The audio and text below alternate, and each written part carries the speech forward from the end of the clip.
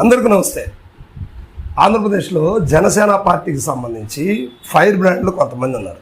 వాళ్ళల్లో ముఖ్యంగా మహిళా ఫైర్ బ్రాండ్గా గుర్తింపు తెచ్చుకున్నటువంటి వ్యక్తి ప్రకాశం జిల్లాలో ఒక మహిళ ఉంది. ఆమె పేరే రాయపాటి అరుణ. సో రాయపాటి అరుణ గారు ఈ మధ్యకాలంలో బాగా సోషల్ మీడియాలో ఫేమస్ అయ్యారు. అంటే ఇప్పుడే కాదు, గతంలో కూడా ఆమె మాట తీరు కానీ, జనసేన పార్టీ తరఫున ఆమె చేస్తున్నటువంటి ప్రమోషన్స్ కానీ, పార్టీ కార్యకలాపాలు కానీ చాలా బాగుంటాయని జనసేన మొత్తం కూడా అభిప్రాయపడుతుంది. అంతెందుకు పవన్ కళ్యాణ్ గారు కూడా ఆ మాటలకి ఫిదా అయిపోతుంటారు, మనందరికీ తెలిసిన విషయం. సో అయితే ఇటీవల ప్రకాశం జిల్లా హెడ్ క్వార్టర్ ఒంగోలులో బాలినేని వాసు గారు జనసేనలోకి వచ్చిన తర్వాత ఇప్పుడు స్థానిక సిట్టింగ్ ఎమ్మెల్యే ఉన్నటువంటి దామచర్ల జనార్దన్ గారు, వీళ్ళిద్దరి మధ్య మళ్ళీ చిన్నగా మాటల యుద్ధం, గొడవలు స్టార్ట్ అవుతా ఉన్నాయి.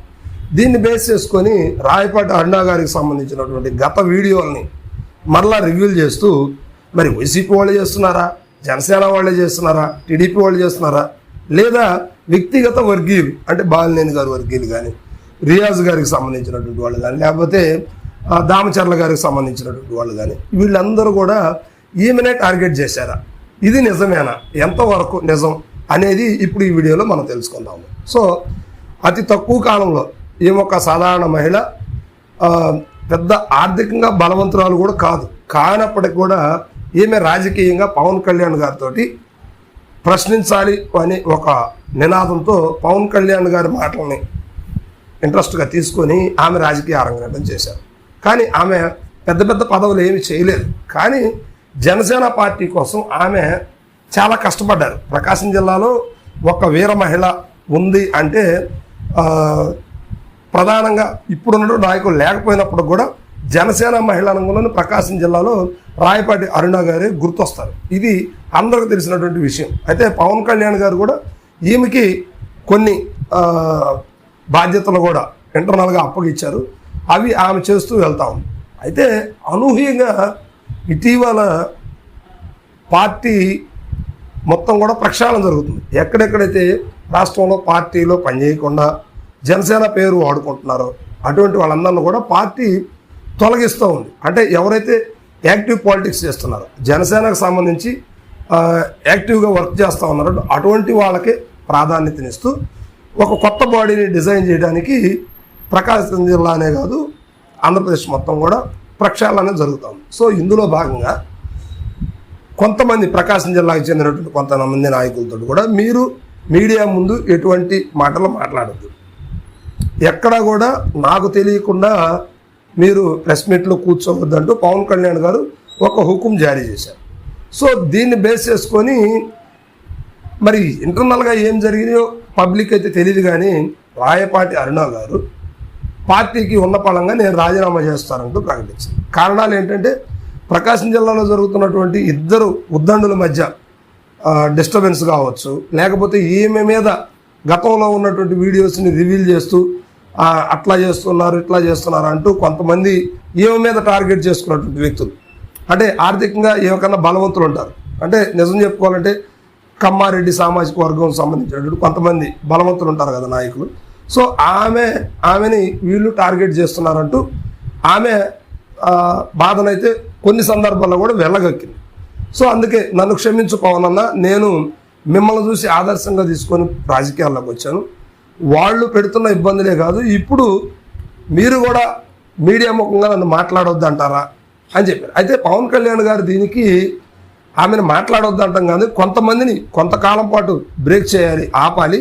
ఆ తర్వాత పార్టీలో ఉన్నటువంటి మైనస్లు ఏవైతే ఉన్నాయో అవన్నీ కూడా రెక్టిఫై చేసుకున్నాక అప్పుడు ఒక బాడీ సిస్టమ్ ఏర్పడ్డాక అప్పుడు ప్రెస్ మీట్లు ఇట్లాంటివి మాట్లాడాలి. కానీ ఊరికే మాట్లాడటం వల్ల ఎటువంటి ప్రయోజనం లేదు అన్నట్టుగా పవన్ కళ్యాణ్ గారు చెప్పారనేది ఉన్నత స్థాయి కేంద్ర కమిటీ వాళ్ళు కూడా చెప్తున్నటువంటి మాటలు. అయితే పార్టీ బలోపేతానికి కానీ జనసేనకి ప్రకాశం జిల్లాలో కొంత ఓట్ బ్యాంక్ ఉండాలన్నా కూడా ముందు పార్టీని నడిపించేటువంటి నాయకులతో పాటు పార్టీని హైలైట్ చేస్తూ పార్టీకి సంబంధించినటువంటి విషయాల్ని ప్రజల్లోకి తీసుకెళ్తూ గ్రౌండ్ స్థాయిలోకి కూడా ఒక అంటే పవన్ కళ్యాణ్ గారి ఉద్దేశాన్ని క్షేత్ర స్థాయిలోకి గ్రౌండ్ స్థాయిలోకి తీసుకెళ్లేటువంటి మనుషులు కూడా కావాలి. సో అలాంటి వ్యక్తే రాయపాటి అరుణ గారు.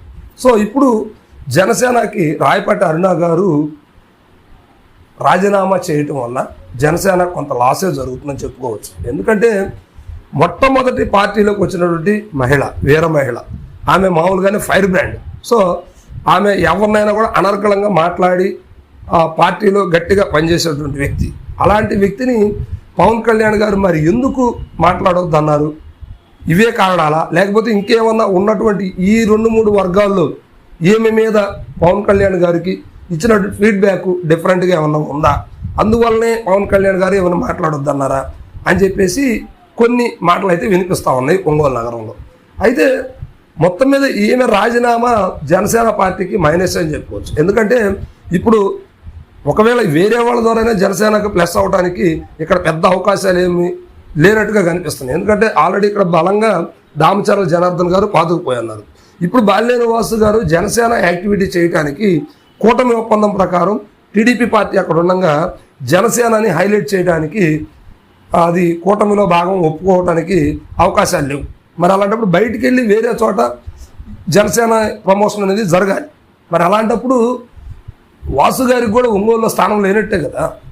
మరి అలాంటి సమయంలో ఈమె ఒక్కదాన్ని ఎందుకు టార్గెట్ చేయాలి? వీళ్ళొక్కళ్ళు అంటే ఏం పార్టీ ప్రథమం నుంచి కూడా జనసేన పార్టీ పవన్ కళ్యాణ్ గారితో ఉన్నటువంటి వ్యక్తి. ఇలాంటి వ్యక్తులను కూడా ఇప్పుడు తొలగించుకుంటా పోతే పార్టీ భవిష్యత్తు ఏంటి, పార్టీ కార్యాచరణ ప్రణాళిక ఎలా ఉండబోతుంది అనేది ఇప్పుడు రాష్ట్రంలో వినిపిస్తున్నమాట. ఇంతేకాదు జనసేనలో చేరినటువంటి నాయకులు చాలామంది ఇప్పుడు బయటకు వచ్చారు. గతంలో ఇప్పుడు మనం ఫేమస్ ఛానల్స్లో డిబేట్లో కూర్చొని మాట్లాడుతున్నటువంటి అడ్వకేట్ రజనీ గారు. సో ఇప్పుడు ఆమె ఇప్పుడు కూడా ఆమె ఇంటి పేరుతో తెలియదు కానీ ఆమె జనసేన రజనీ అంటారు. ఆమె ఇప్పుడు వైసీపీకి ఫేవర్గా మాట్లాడుతూ ఉంది.